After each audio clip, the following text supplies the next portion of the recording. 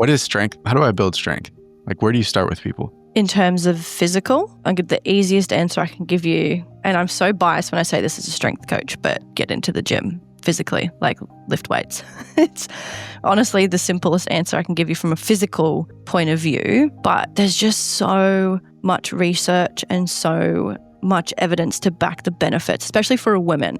For women, I am predominantly a women's strength coach, and not that there's crazy differences in terms of the approach that you can take from a performance perspective. I always liked it, and I was really lucky early in my days to start from a performance perspective when it came to strength training, instead of, say, more a bodybuilding perspective and going down the real physique focused path. There's not the most drastic difference in what I would say, but for women, the evidence coming out today that shows for longevity specifically how important strength training is, I can't not ever say to someone, get into the gym and lift weights. And that's just the first and foremost place that I would start when it comes to building physical strength. In other ways of just being more active in terms of doing more things. And I see like movement, like my gratitude for movement comes from a multitude of things. Like I'm a very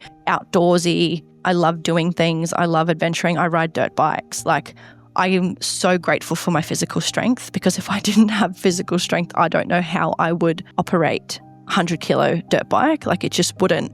There's times I've dropped it out in the bush and I think back to saying, thank goodness for strength training, because I don't know how I would have gotten out of this particular situation. So it's just things like that where I feel like when you feel stronger within yourself physically, like strictly physically, you can live a little bit more. So I can't, for someone, especially for what I do with women, and when they come to me and they want to feel stronger on all levels, I'm like, we want to lift weights, but that doesn't necessarily mean, and I think a lot of people, because we fall into the space of maybe copying athletes and people who are performing at really high levels, and I think people get scared by that. They think that that's their end goal, or that's where they need to be tomorrow. Or I'm like, no, like that takes years, first of all, years and years and years and years. But you just lift where you're at. Like if that's 5 kilos, that's 5 kilos. That's amazing. And I think what scares people away is thinking they have to turn into a powerlifter, a weightlifter, like a professional level.